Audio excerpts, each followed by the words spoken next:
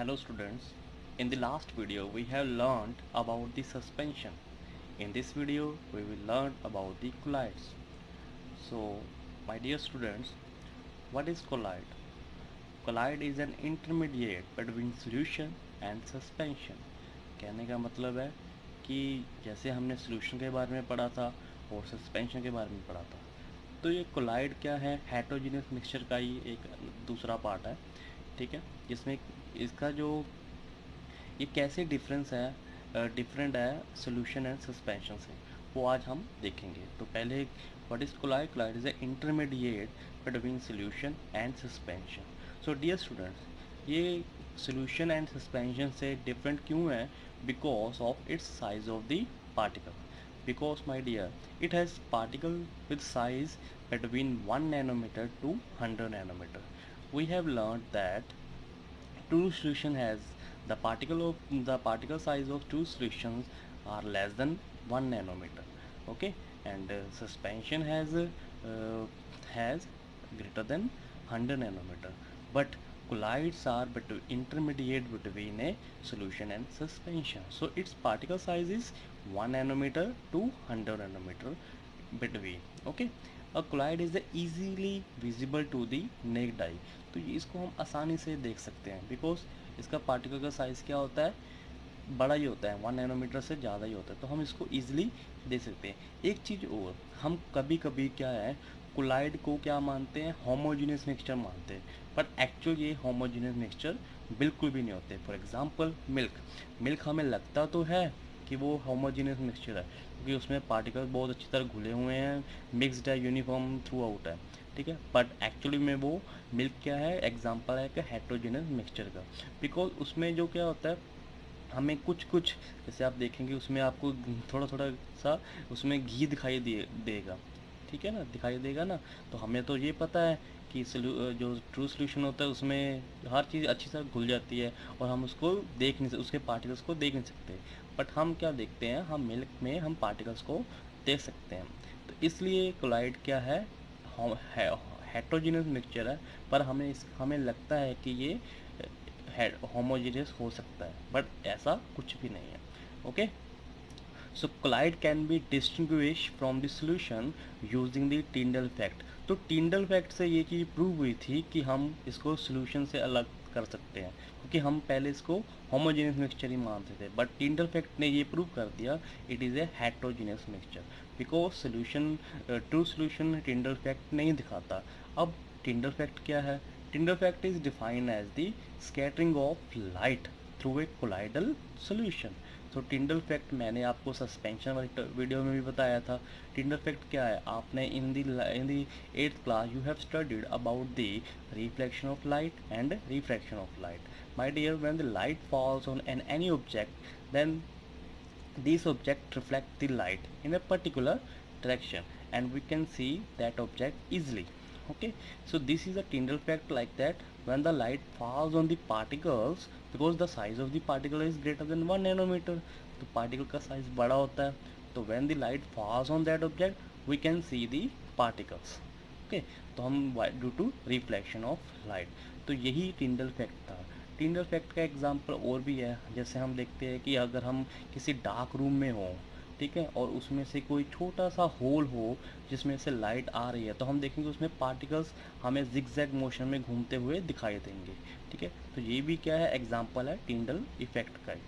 Okay, next, the particles are termed as colloidal particles and the mixture form is known as colloidal dispersion. तो इन्हीं को हम क्या बोलते हैं? कोलाइडल डिस्पर्शन या कोलाइडल सोल्यूशन, कोलाइडल मिक्सचर हो सकते हैं, ठीक है। Okay, so liquid, solid and gases are mix together to form a colloidal dispersion. अब कोलाइडल डिस्पर्शन क्या है? इसमें क्या है, हम कभी कभी लिक्विड सॉलिड या सॉलिड लिक्विड या लिक्विड गैस सॉलिड गैस, इन सभी को जो मिक्स करेंगे तो हमारे पास एक कोलाइडल डिस्पर्शन बनेगा। इसको हम आगे जाके और अच्छी तरह से पढ़ेंगे। ओके, अब देखो एग्जांपल है एक कोलाइडल का, आपने देखा है कि example of stable colloidal. Stable colloidal वो होता है कि वो जो सेटल डाउन नहीं होते, मिक्स नहीं, जो सेटल डाउन नहीं होते, जहाँ पे देखो पार्टिकल क्या सस्पेंड कर रहे हैं सोल्यूशन में। इजली, ठीक है। अब अनस्टेबल क्या है, अनस्टेबल कोलाइड कौन से है, इसमें देखो कुछ पार्टिकल्स क्या है सेटल डाउन भी हो गए हैं, कुछ ने एग्रीगेशन की है, एग्रीगेशन मतलब जुड़ गए हैं एक दूसरे के साथ, और कुछ ने सेडिमेंटेशन नीचे सेटल डाउन हुए हैं, क्योंकि हमने अभी पीछे बताया था कि ये सोल्यूशन और सस्पेंशन के बीच के पार्टिकल्स होते हैं, ठीक है। तो यहाँ पर ये कुछ कुछ तरीके ये देखो हमने पढ़ा सेडिमेंटेशन किस में हुई थी, सस्पेंशन में हुई थी, ठीक है। हमने देखा था कि सेम थ्रू आउट किस में लगा था हमें, वो हमें ट्रू सोल्यूशन में दिखाई दिया था। तो इसके कुछ गुण ट्रू सोल्यूशन के हैं और कुछ गुण सस्पेंशन के, इसलिए इसको हम intermediate between the true solution and suspension बोलते हैं। Okay, next, so what is the type of colloidal solution? So my dear students, there are so many types of colloidal solution. So here,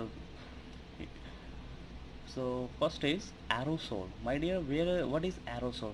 बेटा यहाँ पर जो word है ना arrow, arrow जहाँ पे लगाया जाता है उसका मतलब होता है एयर। ये अमेरिकन इंग्लिश का भी वर्ड है एरो, इसका मतलब यही होता है कि एयर। जैसे फॉर एग्जांपल एरोप्लेन, एरोप्लेन में भी एयर, एयर ही है वो, एयर जो एरो का वर्ड है। तो यहाँ पे पता लग रहा है कि एरोसोल का मतलब है कि सॉलिड और लिक्विड मिक्स विद गैस, कि हमने किसी सॉलिड को या लिक्विड को मिक्स किया है किसके साथ, गैस के साथ। फॉर एग्जांपल फोक, तो ये एरोसोल का एग्जांपल है। नेक्स्ट सोल्स, सोल्स में क्या है, सॉलिड चीज़ें मिक्स की है किसके साथ, लिक्विड में। फॉर एग्जांपल पेंट, ठीक है। नेक्स्ट इज इमल्शन, इमल्शन में क्या होता है, लिक्विड को लिक्विड में मिक्स किया जाता है, that is for example oil and water. Next is gel.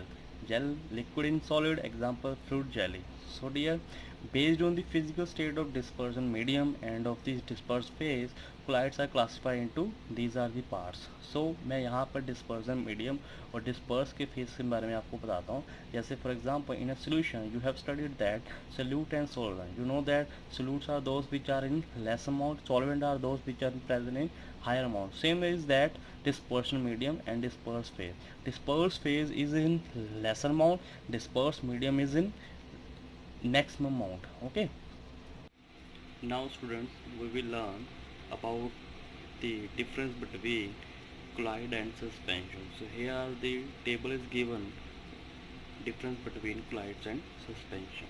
So suspension is a heterogeneous form solution. Okay, next is colloid is a also a heterogeneous solution. So sometimes colloid को हम consider करते हैं कि ये homogeneous होता है, पर होता नहीं है, ये होता है, ये हेटेरोजेनियस ही है। ये हेटेरोजेनियस के दोनों पार्ट है, पर अब दोनों में डिफरेंस क्या है, डिफरेंस जो मेन डिफरेंस है वो पार्टिकल का साइज है। आप देखेंगे suspension has particle size greater than 100 nanometre, but colloid का जो पार्टिकल साइज क्या है 1 नैनोमीटर टू 100 नैनोमीटर के इन बिटवीन है। ये इंटरमीडिएट है ट्रू सोल्यूशन और सस्पेंशन का। थर्ड है particle settle down well. Suspension में क्या होता है, पार्टिकल्स क्या होते हैं, अनस्टेबल होते हैं, वो आफ्टर सम टाइम वो क्या होता है सेटल डाउन हो जाते हैं और प्रेसिपिटेशन करते हैं, ठीक है। पर क्लाइड में ऐसा नहीं होता। क्लाइड में जो पार्टिकल्स होते हैं वो स्टेबल फॉर्म में रहते हैं और वो सोल्यूशन में ही बने रहते हैं, वो सेटल डाउन नहीं होते। Next can be separated by a filtration paper. हम सस्पेंशन को फिल्टर पेपर से फिल्टर कर सकते हैं, बट क्लाइड्स को हम बिल्कुल भी फिल्टर नहीं कर सकते। फॉर एग्जांपल मिल्क, मिल्क एक एग्जांपल है। आप अगर उसको फिल्टर पेपर से फिल्टर करना चाहेंगे तो वो बिल्कुल भी उसमें से जो पार्टिकल है वो फिल्टर नहीं होंगे, ठीक है। नेक्स्ट है मे स्कैटर लाइट। तो सस्पेंशन में सस्पेंशन का पार्टिकल का साइज बड़ा होता है, जिससे वो थोड़ी सी लाइट को क्या करते हैं, बिल्कुल थोड़ी सी लाइट को स्कैटर करते हैं। But in case of Clyde, Clyde में वो बहुत ज़्यादा लाइट को स्कैटर करते हैं, जिससे वो टिंडर इफेक्ट को बहुत अच्छी तरह शो करते हैं, ठीक है। नेक्स्ट सस्पेंशन क्या होते हैं, ओपेक होते हैं। ओपेक का मतलब होता है कि इनका साइज़ बहुत ही बड़ा होता है, उसके हम आर पार नहीं देख सकते। नेक्स्ट क्लाइड्स क्या होते हैं, ट्रांसलूसेंट, इसमें हम थोड़ा सा, बिल्कुल थोड़ा सा ही हम देख सकते हैं। तो यही थे difference between colloids and suspension. So thank you for watching.